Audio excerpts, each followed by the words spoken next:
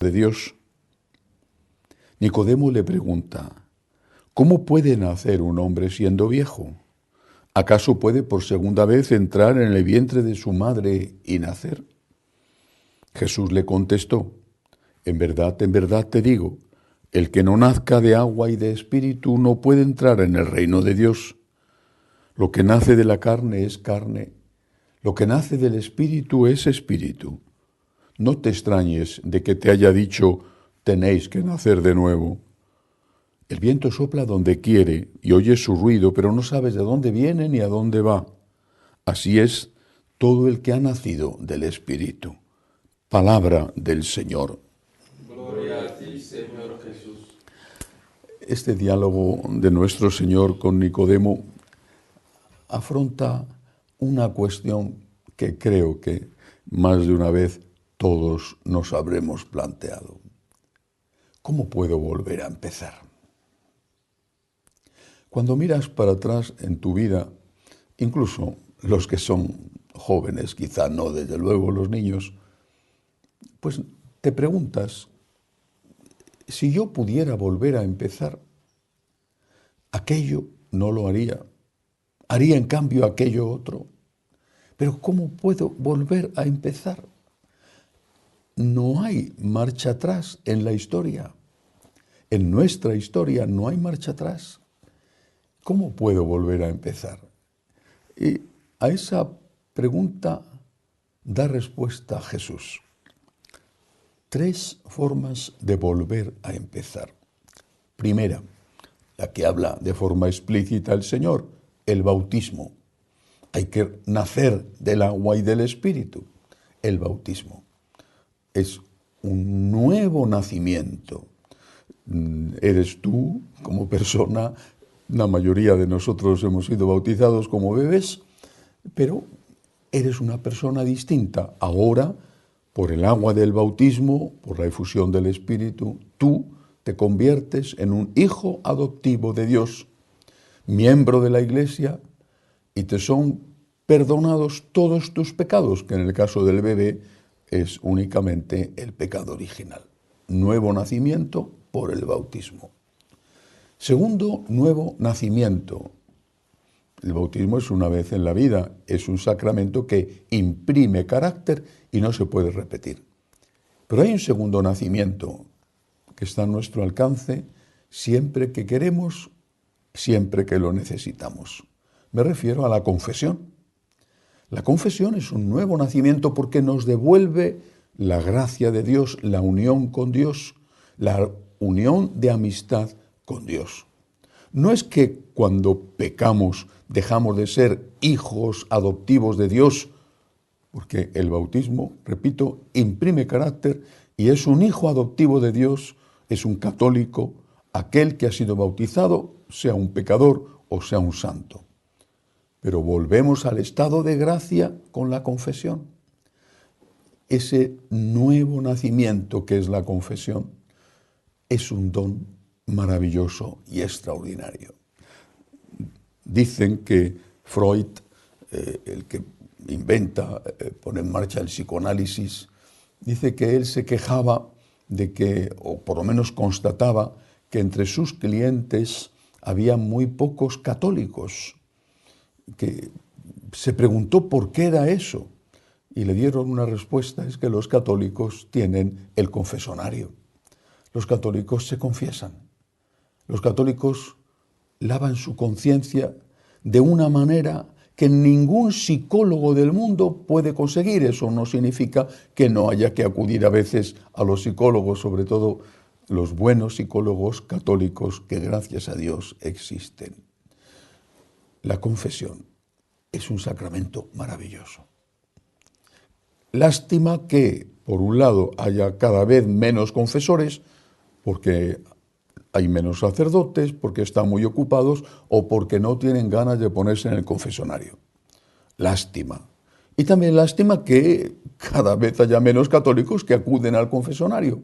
¿Por qué piensan que no han pecado o porque dicen que se puede comulgar de cualquier manera? Bueno, pero de verdad la confesión es un sacramento extraordinario. yo lo recomiendo, primero porque recibes la gracia de Dios, el perdón de los pecados y la fuerza para no volver a pecar. Y después porque es una terapia de sanación espiritual extraordinaria, nada parecido. Cuando te confiesas bien, sin escrúpulos, sin cosas raras, cuando te confiesas bien, primero has hecho el examen de conciencia, te has dicho a ti mismo que eres tú el que has tenido la culpa.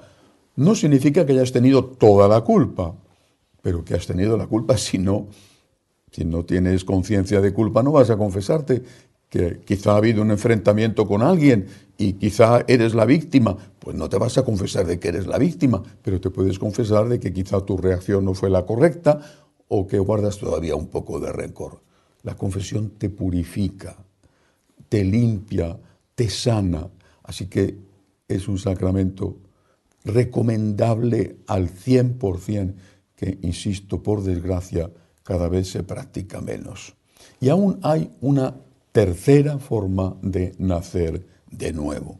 Una forma de nacer de nuevo que deberíamos haber aprendido y que quizá si no lo hemos hecho es porque no nos lo han enseñado, porque los que tendrían que haberlo enseñado pues no lo sabían tampoco.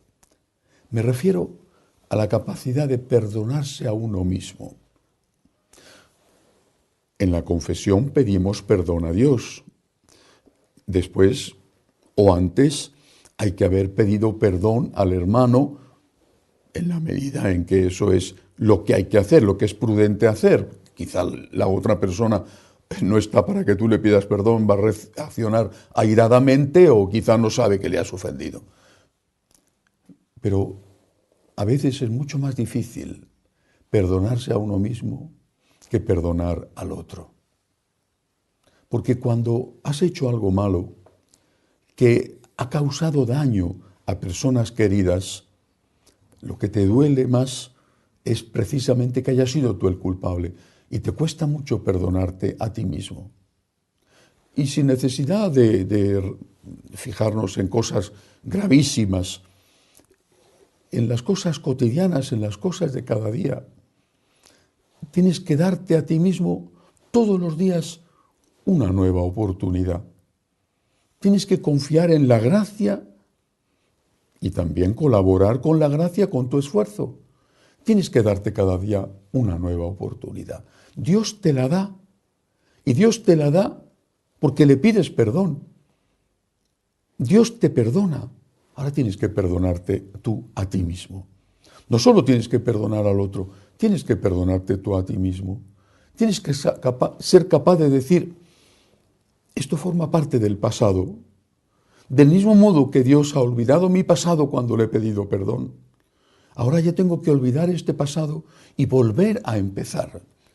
Si 70 veces 7 nos dice el Señor que perdonemos, también 70 veces 7 tenemos que perdonarnos a nosotros mismos, pero no por la indulgencia de decir, como lo he hecho yo, o tengo esta excusa, o tengo aquella excusa, sino reconociendo que hemos obrado mal, que tenemos un problema de carácter, que tenemos un problema de defectos quizá, o de vicios quizá adquiridos en la adolescencia, lo que sea. Date cada día una nueva oportunidad, confía en la gracia y colabora, pon tu voluntad para colaborar con la gracia de Dios. Una antigua canción que se cantaba cuando yo era un muchacho decía, hoy puede ser un gran día, date una oportunidad. De la mano de Dios, con la gracia de Dios, hoy puede ser un gran día. Empieza de nuevo. El Señor quiere que nazcamos de nuevo. Lo hicimos con el bautismo, lo hacemos con la confesión y lo hacemos acogiéndonos todos los días. Entre tanto, unas barcas de Tiberíades llegaron cerca del sitio donde habían comido el pan después de que el Señor había dado gracias. Cuando la gente vio que ni Jesús ni sus discípulos estaban allí, se embarcaron y fueron a Cafarnaúm en busca de Jesús. Al encontrarlo en la otra orilla del lago le preguntaron, Maestro, ¿cuándo has venido aquí? Jesús les contestó, en verdad os digo, Me buscáis no porque habéis visto signos, sino porque comisteis pan hasta saciaros. Trabajad no por el alimento que perece, sino por el alimento que perdura para la vida eterna, el que os dará el Hijo del Hombre, pues a éste lo ha sellado el Padre Dios. Ellos le preguntaron, ¿y qué tenemos que hacer para realizar las obras de Dios? Respondió Jesús, la obra de Dios es esta, que creáis en el que Él ha enviado. Palabra del Señor. Gloria a ti, Señor Jesús. Cuando San Agustín recordaba a los mártires, no hacía mucho que todavía había habido decenas, incluso centenares de mártires en la persecución de Diocleciano, poco antes de que Constantino llegara al poder y diera libertad a los cristianos. Cuando San Agustín hablaba de los mártires, decía que era un intercambio de agradecimiento. La Iglesia primitiva insistía, presentaba a los cristianos y a los nuevos cristianos a los que iban a bautizarse, presentaba el amor de Dios llegando hasta el extremo de la muerte en la cruz. Era la base de la predicación cristiana. Dios te ama, fíjate en cuánto te ama. Dios te ama hasta este punto extremo, lo dice Jesús. Tanto amó Dios al mundo que entregó a su Hijo único para la redención del mundo. Nadie tiene amor mayor que el que da la vida por sus amigos. Tanto amó Dios al mundo. Pero esto puede utilizarse como si alguien te da un regalo que tú crees que te mereces y que no tienes que devolver nada, o como mucho una cortés gracias. O puede utilizarse como una motivación para devolver amor a quien tanto amor te ha dado, siendo consciente de que ese que te da el amor es todo y de que tú eres nada. Cuanto más grande es el que te ayuda, más mérito tiene de su parte ayudarte y más agradecimiento tienes que tener tú para devolverle, nunca igual, porque Él es Dios, pero al menos todo lo que puedes devolverle. Toda la espiritualidad cristiana de los primeros siglos se basó en el agradecimiento, en la Eucaristía. Toda. Es a partir del agradecimiento, de esa motivación de agradecimiento que tiene aquella gente que se enfrenta al martirio, es a partir de ahí y por agradecimiento al Dios que ha dado la vida por ti, que tú eres capaz, con la gracia de Dios, de aceptar dar la vida por Él. Y dar la vida era el extremo, pero había otras muchas consecuencias de ser cristiano. La marginación, la pérdida de los bienes, a veces incluso la pérdida de la libertad.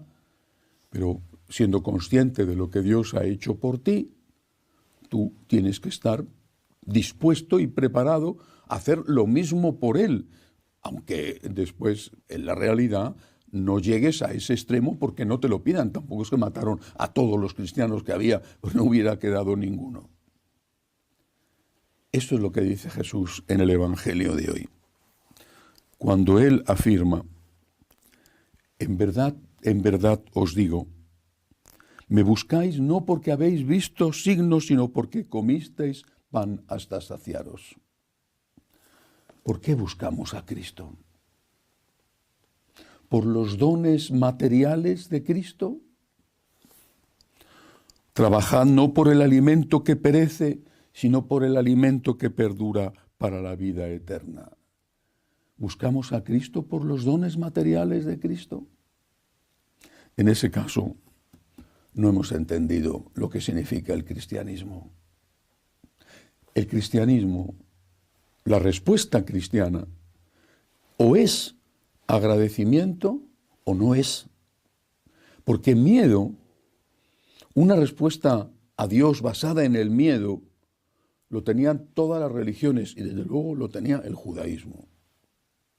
Una respuesta a Dios basada en el interés para cosas en la tierra o para la vida eterna, la tenían todas las religiones. Jesucristo no ha venido para darnos más miedo o para decirnos que nos promete un cielo más espléndido, con aquellas valquirias rubias de los vikingos o las huríes morenas de los musulmanes. Si no hay agradecimiento, es decir, si nuestra motivación no es, después de la sorpresa de sentirnos amados por un Dios todopoderoso que se hace hombre y que muere en la cruz, si nuestra respuesta no es, después de esa sorpresa, caer de rodillas y decir, gracias, cuenta conmigo, te pido ayuda porque soy un cobarde y un pecador, pero cuenta conmigo para hacer todo lo que pueda por ti, porque es lo que debo de hacer, es lo que tú mereces. Esta fue la respuesta de los primeros cristianos. Si nuestra respuesta no es esta, escucharemos estas palabras de Jesús. En verdad os digo, me buscáis no porque habéis visto signos, sino porque habéis comido pan hasta saciaros. Son las cosas materiales las que nos mueven. ¿Qué buscas cuando te acercas a Dios? Que te dé más dinero, que te dé más salud, que te dé prosperidad a ti, a los tuyos. ¿Eso es lo que buscas? Pues esas cosas son el alimento que perece. Busca el alimento que queda para la vida eterna, que es el amor. Eso queda para la vida eterna. Es decir, cuando te acercas a Dios, hazlo por amor a Él, por agradecimiento a Él, que ha dado la vida por ti. Y nadie tiene mayor amor que el que Cristo tuvo por nosotros, aunque nos curara el cáncer, aunque nos hiciera multimillonarios a todos, aunque fuéramos las personas siempre jóvenes, siempre ricas, siempre no sé qué y no sé cuántos, no sería eso tan grande como el amor de Cristo manifestado en su entrega en la cruz. A Juan lo mandé decapitar yo. ¿Quién es este del cual oigo semejantes cosas? Y tenía ganas de verlo. Palabra del Señor. Gloria a ti, Señor Jesús. En una ocasión Jesús preguntó a sus apóstoles, ¿quién dice la gente que soy yo? Y ellos le dan una respuesta muy parecida a lo que Herodes dice de Juan, porque lo está escuchando de la gente. Unos decían que era un embaucador, otros que era un gran profeta, incluso había quien decía que era Elías, el profeta Elías que había vuelto, o como como le habían dicho a Herodes, que era Juan Bautista que había resucitado. Esta pregunta nos la hace Jesús a cada uno de nosotros todos los días. ¿Quién soy yo para ti?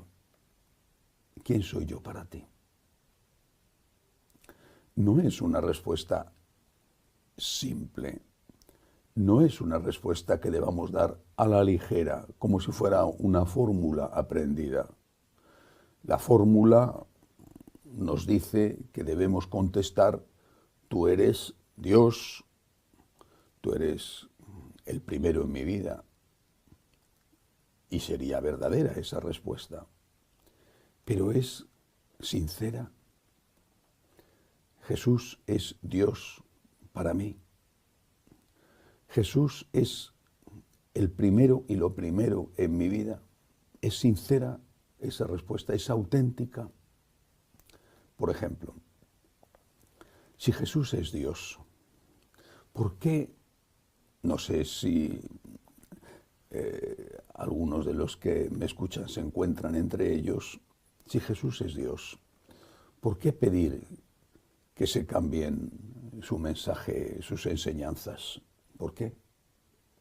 Si fuera un hombre, bueno, los hombres estamos todos sujetos a las circunstancias, a las condiciones culturales, a nuestra historia personal, a la educación recibida, a tantas cosas. Jesús era verdadero hombre, pero era Dios. Si crees que Jesús es Dios, ¿por qué pedir que se cambie sus enseñanzas? ¿No te das cuenta de que pedir cambios en esas enseñanzas, aquellas que proceden del propio Cristo, por ejemplo, el rechazo del divorcio, aquellas que proceden de los que estuvieron con Cristo o recibieron su revelación, los apóstoles, San Pablo.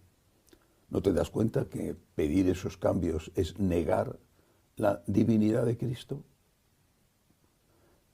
Y estoy diciendo cosas muy serias. Es decir, estoy afirmando que todos los que piden cambios están negando que Cristo sea Dios. Y esto es esencial. Están convirtiéndose en nuevos arrianos. Cristo, piensan, es estupendo, un gran hombre. Incluso alguno podrá pensar que es el mayor líder que ha tenido la humanidad o la persona que más ha influido en la humanidad. Bueno, pero niegan su divinidad. Pedir cambios en las enseñanzas de Cristo es negar la divinidad de Cristo. Hay que pensar en esto muy seriamente. Y luego, ¿es el primero en mi vida? ¿De verdad? ¿De verdad?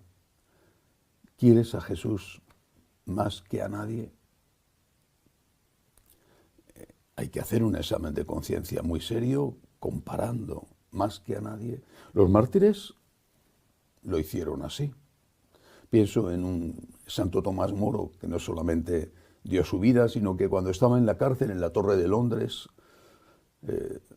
hasta su familia, su querida hija, su esposa, le escribían pidiéndole que hiciera lo que todo el mundo y que aceptara el divorcio de Enrique VIII y su supremacía sobre la Iglesia. Porque el rey nos andaba con tonterías y había dicho que le quitaba todos los bienes y dejaba a su familia en la indigencia. Y Enrique VIII lo cumplió y Santo Tomás Moro no se rindió. Es mártir. Si te encontraras en una situación límite, Dios sería lo primero. Y otras cosas más sencillas. Si Dios es no solo el primero, sino lo más importante, ¿por qué no rezar más?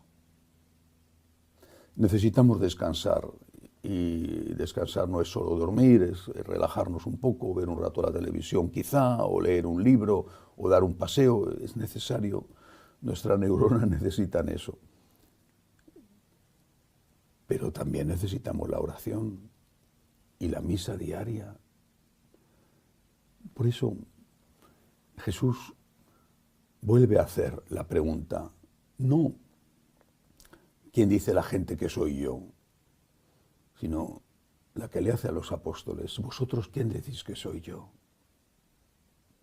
¿Quién dices tú que es Jesús para ti? Con temor y temblor, con mucha vergüenza, con muchísima vergüenza, debemos decir, Señor, te amo, pero te amo muy poco.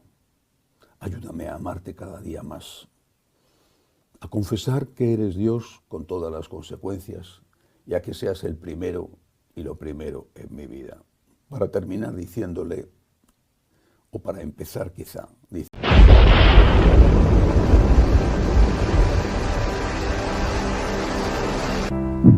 en aquel tiempo dijo Jesús a Nicodemo, tenéis que nacer de nuevo. El viento sopla donde quiere y oye su ruido, pero no sabes de dónde viene ni a dónde va. Así es todo el que ha nacido del Espíritu. Nicodemo le preguntó, ¿cómo puede suceder esto? Le contestó Jesús, ¿tú eres maestro en Israel y no lo entiendes? En verdad te digo, hablamos de lo que sabemos y damos testimonio de lo que hemos visto, pero no recibís nuestro testimonio. Si os hablo de las cosas terrenas y no me creéis, ¿cómo creeréis si os hablo de las cosas celestiales? Nadie ha subido al cielo, sino el que bajó del cielo, el Hijo del Hombre. Lo mismo que Moisés elevó la serpiente en el desierto, así tiene que ser elevado el Hijo del Hombre, para que todo el que cree en él tenga vida eterna. Palabra del Señor. Gloria a ti, Señor Jesús. Es necesario saber algo del Antiguo Testamento para poder entender el fragmento del Evangelio de San Juan que acabo de leer. Durante los años de peregrinación por el desierto de Sinaí, atravesando una zona de ese desierto, los israelitas fueron atacados por un gran número de serpientes. Todavía existe esa zona y todavía hay en esa zona una infinidad de serpientes. El pueblo, asustado, y muchos de ellos golpeados, heridos por las serpientes, mordidos por ellas, se dirigió a Moisés diciendo que acudiera a Dios pidiendo ayuda. Moisés lo hizo y Dios le dijo: haz una serpiente de bronce, la colocas en un palo y todo aquel que mire a la serpiente quedará salvado de sus mordeduras, de sus picaduras. Así lo hizo. Al mirar la serpiente de bronce, evitaban que las serpientes reales les picaran o que esas picaduras, que son mordiscos, no fueran venenosos. Jesús está aludiendo a esto y está aludiendo a su muerte en la cruz. Lo había dicho: cuando sea levantado el Hijo del Hombre, atraeré a todos hacia mí. Es decir, cuando yo esté crucificado, atraeré a todos hacia mí. Y ahora se lo dice nada menos que Nicodemo, que es un importante fariseo, jefe de Israel. Ahora le dice: lo mismo que Moisés elevó la serpiente en el desierto, así tiene que ser elevado el Hijo del Hombre, para que todo el que cree en él tenga vida eterna. Está anunciando su muerte en la cruz. Este fragmento de San Juan es anterior, por supuesto, a la crucifixión. Está anunciando su muerte en la cruz. Y está diciendo que su muerte va a ser redentora, salvadora. Pero está diciendo también, vuelvo a repetirlo, así tiene que ser elevado el Hijo del Hombre, para que todo el que crea en él tenga vida eterna. El que crea en Cristo tendrá vida eterna, pero el que crea en Cristo, Dios. El que crea en Cristo, hombre solamente. El que crea en Cristo, que es hombre verdadero y Dios verdadero. Es la muerte y la resurrección del Dios hecho hombre lo que nos salva. No es la muerte de un hombre. Por desgracia, continuamente mueren hombres inocentes, incluso con sufrimientos atroces. Y esa muerte terrible, injusta, no es una muerte salvadora. Puede ser que alguno muera por salvar a su patria o por evitar que alguna otra persona sufra daño. No es una muerte redentora. Lo que hace que esa muerte sea redentora es precisamente que Cristo es Dios. Por eso, solamente cuando creemos que Cristo es Dios, solo entonces podemos estar recibiendo la salvación que viene de Cristo. ¿Es fácil afirmar que Cristo es Dios? En aquella época, desde luego, no lo era. ¿Y hoy? ¿Es fácil afirmar que Cristo es Dios? Yo creo que hoy vivimos una época aún más dura que aquella para reconocer la divinidad de Cristo en el rostro de ese hombre. Si para los judíos eso era una blasfemia absoluta, algo imposible, también para muchos hombres contemporáneos. Son conscientes los católicos practicantes que dicen que la Iglesia tiene que cambiar las enseñanzas dadas por Jesucristo. ¿Son conscientes de que están negando la divinidad de Cristo? Posiblemente no, pero eso es exactamente lo que están haciendo. Están negando la divinidad de Cristo. Al negar la divinidad de Cristo, ellos, sean quienes sean, desde el obispo a un laico, ellos están dejando de ser cristianos. Podrán ser seguidores, admiradores, más o menos, de Jesús, pero no de Jesucristo. Jesús, hombre, Cristo, Dios. Dios y hombre verdadero. Solamente cuando vemos en Él crucificado al Dios Todopoderoso, que acepta la cruz para salvarnos, que acepta el derramamiento de su sangre para limpiar con esa sangre derramada nuestros pecados, para pagar la deuda de nuestros pecados, Solamente entonces nos abrimos a la redención que Cristo nos da. Rechazamos a Cristo, rechazamos a Dios cada vez que decimos que la Iglesia tiene que actualizarse, modernizarse, ponerse al día. Es una herejía.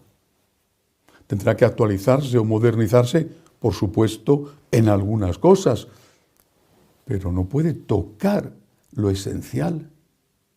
La Iglesia no tiene que ser moderna.